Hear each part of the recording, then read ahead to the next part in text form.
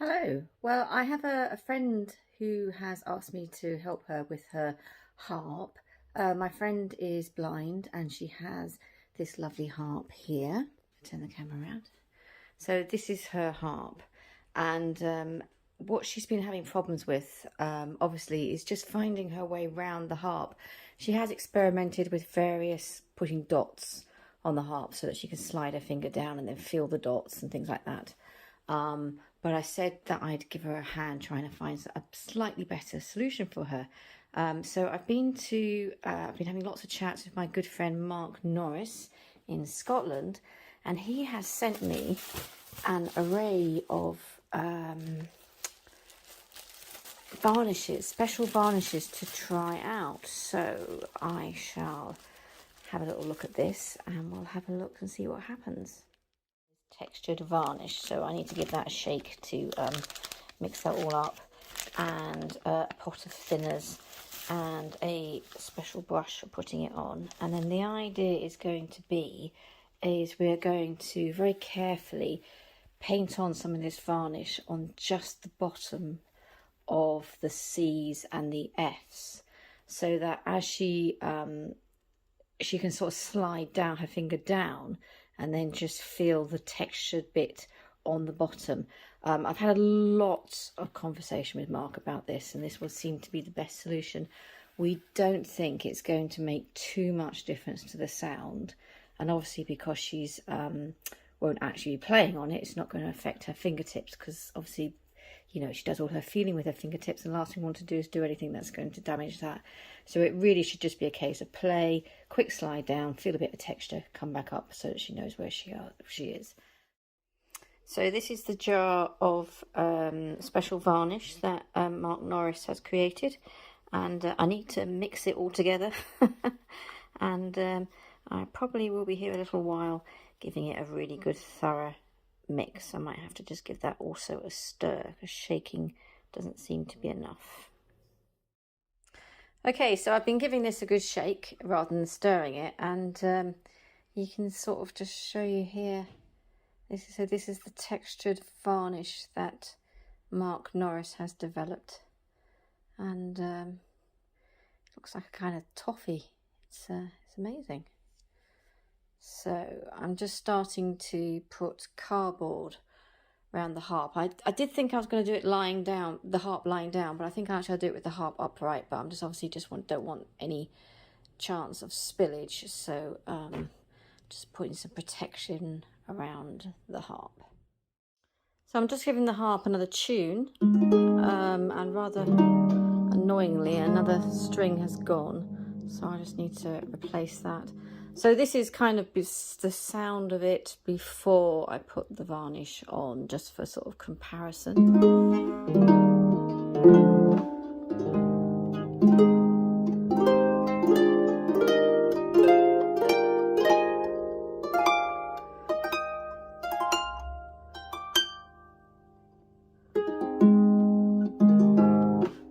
Okay. Well, I decided to make a little bit of a splash guard, because I thought, you know, God, I just don't want to run the risk of dropping any varnish at all on the harp. So I've made a little card thing and done these sort of 45-degree slashes. I just marked up with pencil where it was, and then I've done it so, and then just push it down. So hopefully that will just stay there, and I'll move that as necessary, and that will just act as a little bit of a splash guard, just in case.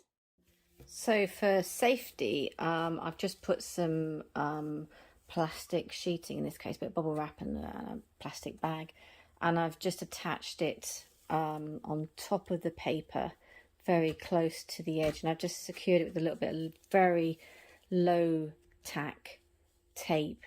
I'm actually using micropore tape, medical micropore tape, so that's very low tack, so there's no danger of it lifting off. I've got a tiny bit on the soundboard, it's not going to lift off that. And I'm actually also just going to use a bit of cardboard I've cut to shape as well, because quite frankly I think better to be safe than sorry.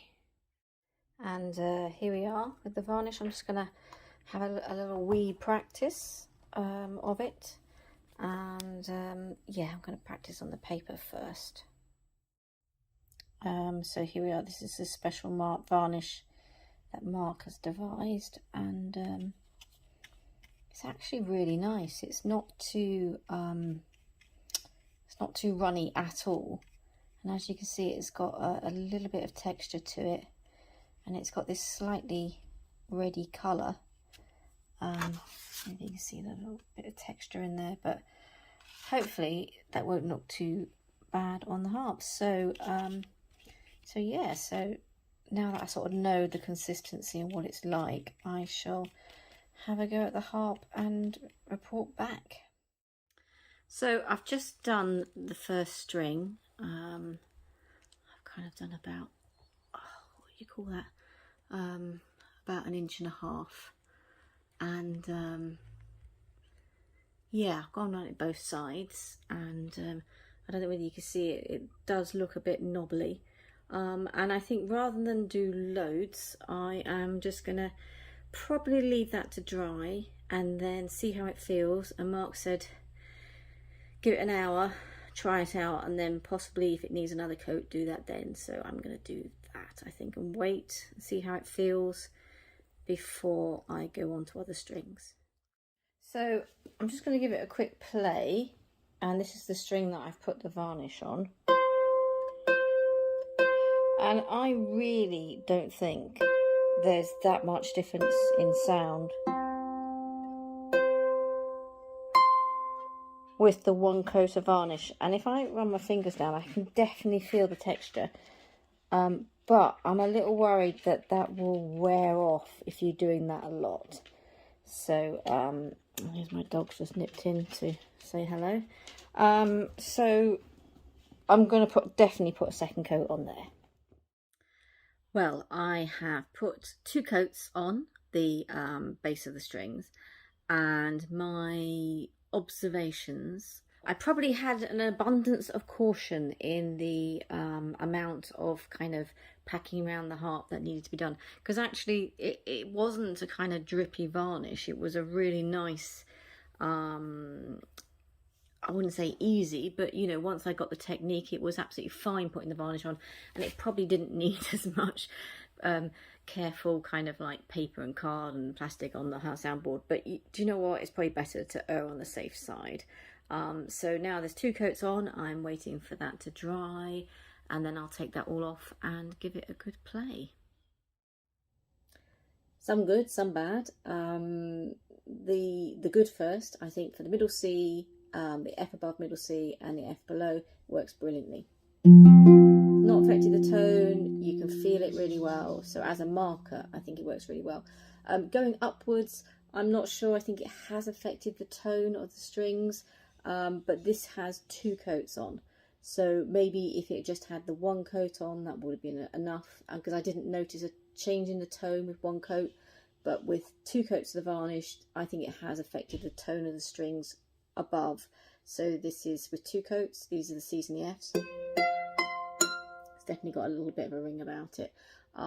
So maybe I'll just try and wear that off a little bit, but I will see what my friend thinks. Okay, so I can, if I just focus in here, I can actually get my nail, back of my nail, and I can kind of scrape up and down that string to kind of remove some of the varnish, and that's just kind of peeling off. So that's a huge relief, and it just means, you can kind of see there, hopefully you can see there if I can focus in there. So hopefully I can just kind of pull some of that off, and already as I'm doing that, I'm just rectifying some of that sound. So that's good to know that if you have overcooked it with the varnish, it's you know, it's something that you can actually bring that back a bit to make it, to improve the sound. Having now done those adjustments to the higher octave strings just by running my nail up and down, just taking off some of the varnish, I'm really pleased with the sound now. So I think the sound is really good now for the top strings, and it's good to know that if you have put too much varnish on, you can literally scrape it with a nail and scrape some of it off. And what's quite nice is I can definitely feel that as I kind of slide down the string. I can, you know, it's really obvious to feel, but it doesn't feel, I mean, it doesn't like cut your it doesn't feel like cutting or abrasive, but you can feel that there's a texture. So I'm really pleased with it. I'll just give you a quick blast of the sound.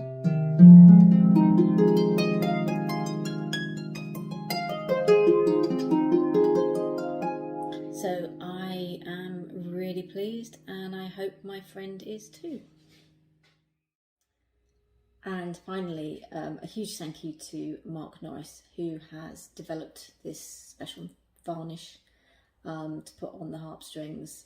He's been absolutely wonderful through the whole process, and all of this wouldn't have been possible without him. And yeah, thank you, Mark.